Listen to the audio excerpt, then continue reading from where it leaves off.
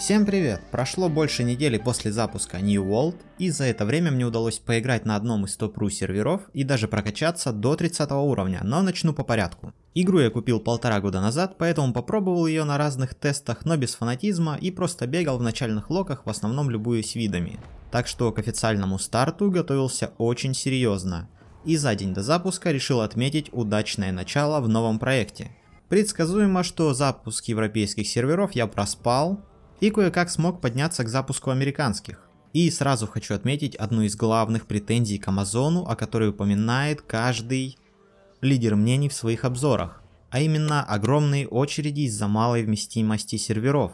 Так вот, все, кто интересовался игрой, знали, что вместимость будет небольшой, и тем более об этом знали лидеры крупных сообществ. Поэтому лично я решительно не понимаю, почему они решили набиваться на один сервер 5 составами одной гильдии. Тем более, что вырвались в НВ все крупные межигровые объединения. Ну да ладно, очень сложно пытаться осознать своим малым умишкам работу над мозгом. На Америке я выбрал сервер без очереди с красивым названием Ситара. Пробежал вступление и обучение, привык к боевке, позалипал на карту, подивился отличной графике и великолепному звуковому сопровождению и отправился в офлайн, размышляя над тем, стоит ли продолжать жить на Америке или все-таки надо перебираться на евросервер. Поразмыслил и решил, что если бы я не был топ-мега-unbelievable great ютубером, то остался бы на Ситаре постигать великий и могучий язык местных реднеков, латиносов и прочих жителей оплота демократии. Однако жителям Великой и Могучей вести о разборках Джонов с Диегами и Оливерами скорее всего не будут интересны.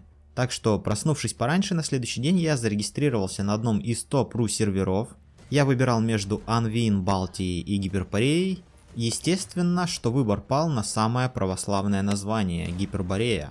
Немного помариновался в очереди, дожидаясь, когда всех марафонцев мамки отправят в школу, и так и пробился на сервер формально в первые сутки после запуска. Крушение корабля выбросило меня на юго-восточную часть Этернума. Я фастом прошел обучение и свалил из Нубалоки в ближайший райцентр Первосвет. В нем залип на пару дней, прокачивая начальные уровни добычи всего подряд, занимаясь переработкой сырья и крафте из него что ни попадя, параллельно выполнял основные и побочные квесты. Присоединился к банде Ковенант, пробежался до соседних городов, открыв тем самым точки фаст-тревела, и примерно на 20 уровне сообразил, что все-таки в данный момент правильным решением будет сосредоточиться на повышении уровня, так как к уровню привязано не только ношение мощного оружия и брони, но и возможность использования крутых инструментов добычи ресурсов и сумок. Уровень прокачивается не быстро, плюс очень оригинальные квесты по типу «Наруби 10 кабанов», «Поохоться за 15 деревьями», «Собери 20 зомби-крестьян» или «Убей 6 сундуков с квестовыми предметами» мало разнообразит процесс добычи опыта. К тому же, хоть в игре и есть fast travel, но бегать все равно приходится довольно много. Поначалу бегать по локациям, открывать точки интересно, кто бы что ни говорил, но с художественной и графической точки зрения игра просто великолепна. И почти каждая локация, на мой взгляд, выглядит как произведение искусства. И кроме того, видно, что мир наполнен лором и историей. За каждым значимым элементом окружения видна своя история, которая еще и дополняется текстом из разбросанных по миру листков с заметками, которые объединяются в цельные истории. Жаль, что перевода на великий и могучий нет. Но я, как любитель всякого рода лоров и бэков, обязательно изучу все. Но потом. Итак, самое главное добраться до 25 уровня, выполняя основные и побочные квесты. В процессе выполнения основной линейки квестов мы получаем азотстав, который дает нам возможность закрывать разломы. Мы получаем возможность пойти в первый данж. Также вроде на 25 уровне появляется квест на повышение звания во фракции. Повысив звание во фракции, имеет смысл прикупить синее оружие. Остальные фракционные очки лучше всего тратить на ингредиенты для крафта, в частности именно там покупается штучка, необходимая для крафта сумок. Вообще система крафта в игре довольно обширна и разнообразна. Существует огромное количество разных ресурсов и итемов, применение которых при крафте добавляет какой-то перк к предметам.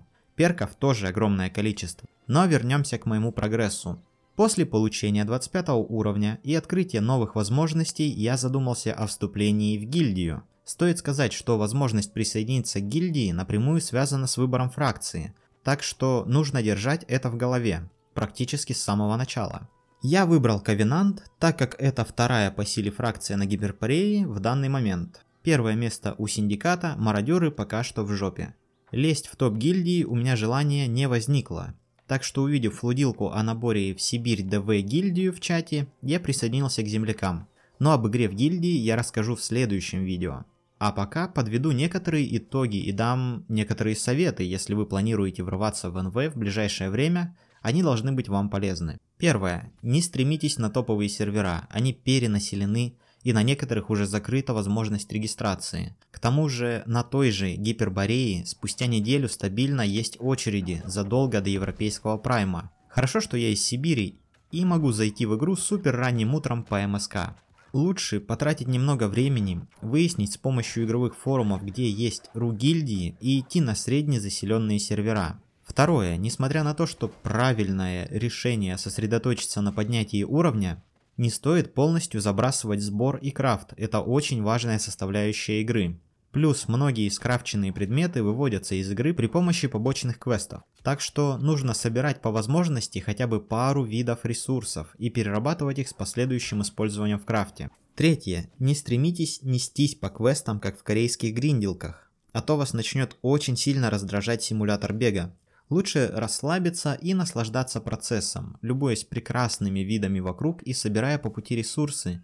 Это и разнообразит перебежки, и дает какой-никакой опыт, плюс позволяет постепенно познакомиться с системой крафта. Кстати, за переработку и крафт вы также получаете опыт. Ну и четвертое, не тратьте много золота на шмотки, их вы очень много получите по квестам. А потом вынесите из данжей более-менее хорошего качества.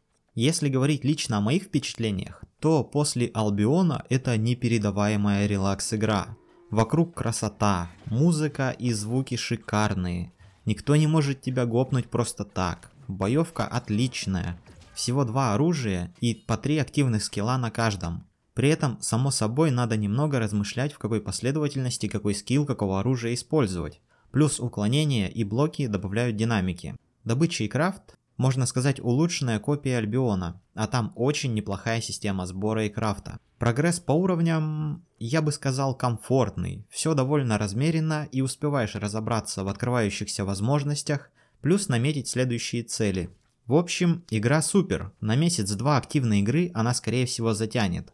Но лично у меня возникают вопросы к тому, что будет на капе, тем более учитывая небольшую вместимость серверов. То есть как будет решаться вопрос, когда 2500 человек возьмут 60 уровень и огромные пространства мира станут никому не интересны, а весь сервер будет тусить в нескольких high-level локациях.